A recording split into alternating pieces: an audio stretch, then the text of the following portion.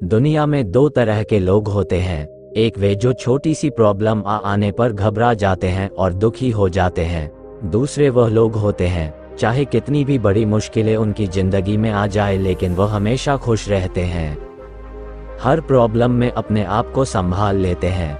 एक वे जो जिनके पास सब कुछ होते हुए भी लेकिन फिर भी वह हमेशा दुखी दिखते हैं, आपको हमेशा वे दुखी ही मिलेंगे। और दूसरे वे जिनके पास कुछ हो या ना हो लेकिन वह आपको हमेशा खुश दिखते हुए मिलते हैं, मुस्कुराते हुए मिलते हैं। ये कहानी ऐसी है कि आपके जीवन में हजारों मुश्किलें या बड़ी परेशानियां क्यों ना आ जाए, लेकिन ये कहानी आपको हर मुश्किल में रहना और मुस्कुराना सिखा देगी। एक फकीर एक देश की यात्रा पर निकला। जब रास्ते में रात हो गई तो वे एक व्यक्ति घर रुक गया। उस व्यक्ति का नाम था आनंद। आनंद ने उस फकीर की खूब सेवा की और दूसरे दिन आनंद ने फकीर को उपहार देकर विदा किया। वह फकीर आनंद की सेवा से बहुत खुश हो गया और दुआएं देने लगा कि हे भगवान, आनंद को हमेशा खुश रखना और वह हमेशा दिन प्रतिदिन आगे बढ़ता ही रहे। इस बात पर आनंद हंसने लगा और फकीर से आनंद बोला, हे फकीर, जो है वह भी अब नहीं रहने वाला। इस बात पर फकीर आनंद की तरफ देखता ही रहा और वहां से आगे चला गया। कुछ साल बाद फिर फकीर आनंद के घर आया और देखा सारा धन और सारी संपत्ति सब कुछ चला गया है। आनंद एक गांव के ही बड़े जमींदार के यहाँ नौकरी कर रहा है। वह फकीर आनंद से मिलने के लिए वहां चला गया। आनंद ने उस अभाव में ही उस फकीर का स्वागत किया और झोपड़ी में ही फटी चटाई पर ही बैठाया। उसके पास खाने के लिए जो रुखी सूख रोटी थी वह खाने के लिए फकीर को दे दिया। जब फकीर वहां से जाने लगा तो उसके आंख में आंसू था और फकीर कहने लगा, हे भगवान, तुमने ये क्या किया? तो आनंद फिर हंसा और कहने लगाया, अरे फकीर, तू क्यों दुखी हो रहा है? ईश्वर हमें जिस हाल में भी रखे हमें हमेशा खुश रहना चाहिए, उसे धन्यवाद देना चाहिए। समय सदा बदलता रहता है और इतना ही नहीं, ये भी नहीं रहने वाला है। इस पर फकीर सोचने लगा कि मैं तो केवल वेश से ही फकीर हूँ, लेकिन सच्चा फकीर तो तुम हो आनंद। कुछ साल बाद फकीर फिर से यात्रा पर निकला और आनंद से मिला और देखा तो देखता ही रह गया, क्योंकि सब कुछ बदल चुका था। आनंद अब जमींदारों का जमींदार बन चुका था। उसे मालूम हुआ आनंद जिस जमींदार के यहाँ नौकरी कर रहा था उसकी कोई संतान नहीं थी और अपनी सारी संपत्ति और जायदाद आनंद को दे दी।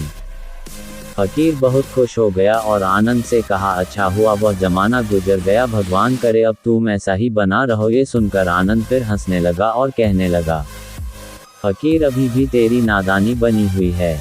फकीर ने फिर आनंद से पूछा, क्या ये भी नहीं रहने वाला? तो आनंद ने उत्तर दिया, हाँ, या तो यह चला जाएगा या फिर इसको अपना मानने वाला ही चला जाएगा।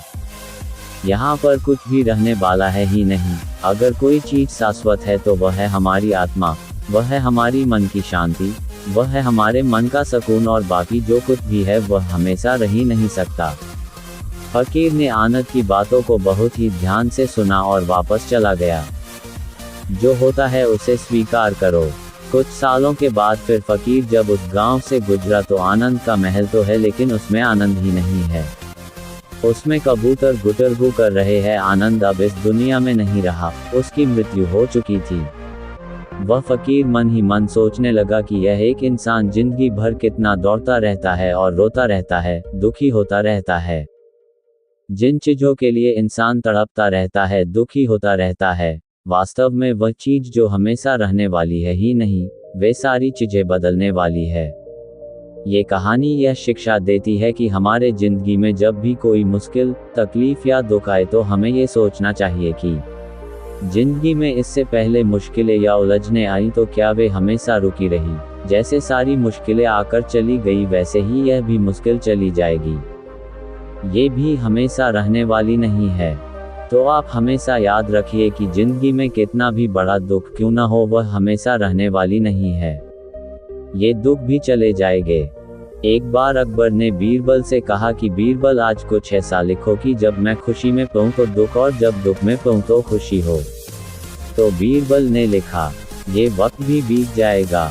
ये एक ऐसा वाक्य है, जब इसे खुशी में पढ़ेंगे तो दुख होगा और दुख में पढ़ेंगे तो खुशी होगा। मुझे उम्मीद है कि आप सभी को आज का ये कहानी बहुत पसंद आया होगा। यदि पसंद आया हो तो कृपया आप इस कहानी को सबके साथ में शेयर जरूर करें और चैनल को सब्सक्राइब जरूर कीजिए। हाँ, बहुत बहुत धन्यवाद। एक बार की बात है, एक गांव में राहुल नाम का व्यक्ति रहता था। वह बहुत ही अपने जीवन में होने वाली कठिनाइयों से परेशान था।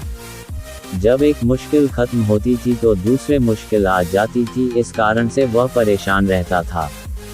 इस मुश्किल से छुटकारा पाने के लिए अपने गुरुदेव के पास गया। वहां जाकर अपनी कहानी गुरुदेव से बताए। गुरुदेव ने उसकी बातों को ध्यान से सुना। गुरुदेव बिना कुछ कहे उसे अपनी रसोई घर में ले गए, जहां पर एक पतीले में गाजर, दूसरे पतीले में अंडा और तीसरी पतीले में कॉफी रखा हुआ था। फिर गुरुदेव ने 20 मिनट बाद तीनों चूल्हे बंद कर दिए। उन्होंने गाजर निकाले और एक बर्तन में रख दिया। फिर अंडा निकाले, उसे भी एक बर्तन में रख दिए। उसके बाद कॉफी निकाली, एक चम्मच भर के उसे भी एक बर्तन में रख दिया। और गुरुदेव ने राहुल से पूछा, अब बताओ तुम्हें क्या दिख रहा है? राहुल ने बोला, गाजर, अंडा और कॉफी ही दिख रहा है। गुरुदेव बोले, राहुल तुम पास आओ और इसे छूकर बताओ।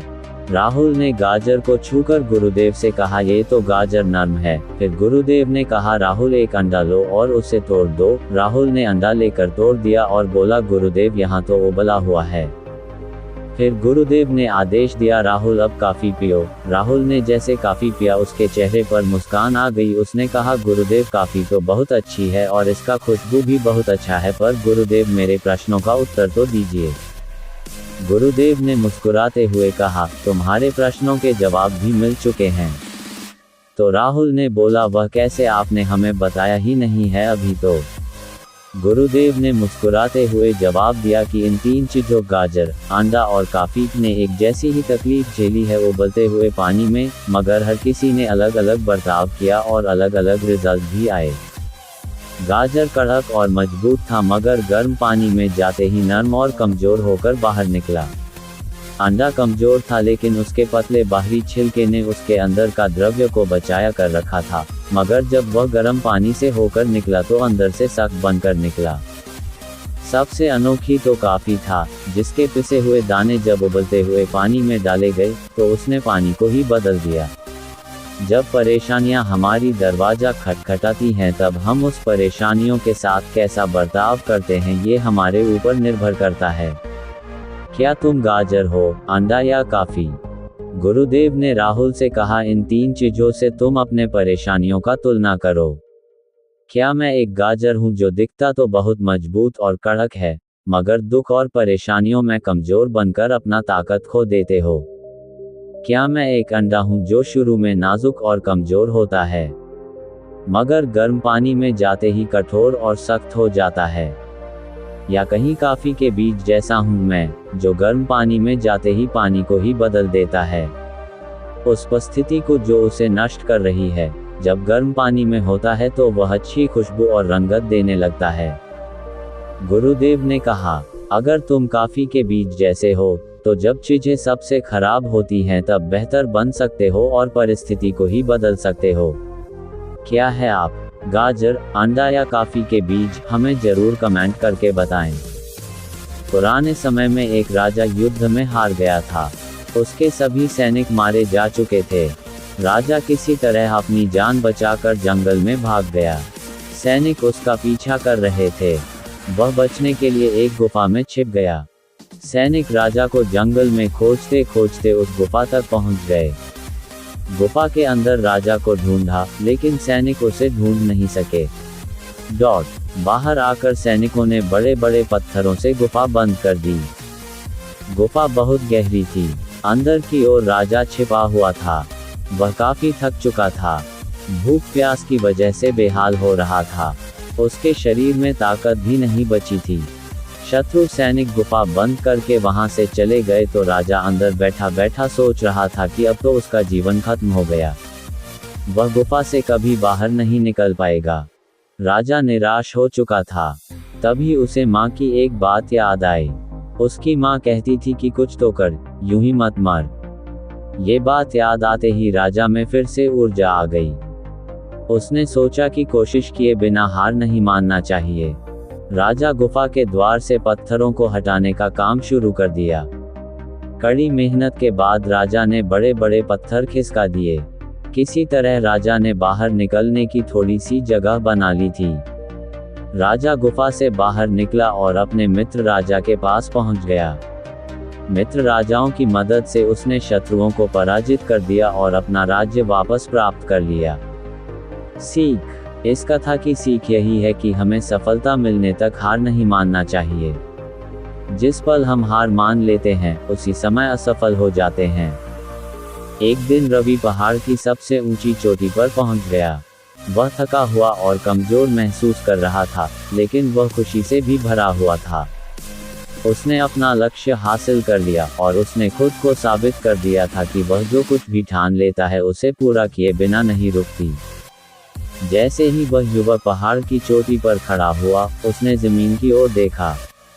उसने हर दिशा में मीलों तक देखा और उसे शांति और उपलब्धि की अनुभूति महसूस हुई।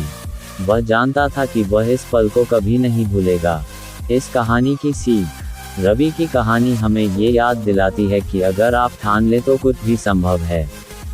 चुनौती चाहे कितनी भी कठिन क्यों न हो, अगर आप कभी हार नहीं मानते, तो आप अंततः अपने लक्ष्य तक पहुंच ही जाएंगे। अपने सपनों को कभी मत छोड़ो, चाहे वे कितने भी कठिन क्यों न लगें। कड़ी मेहनत और दृढ़ संकल्प से कुछ भी संभव है।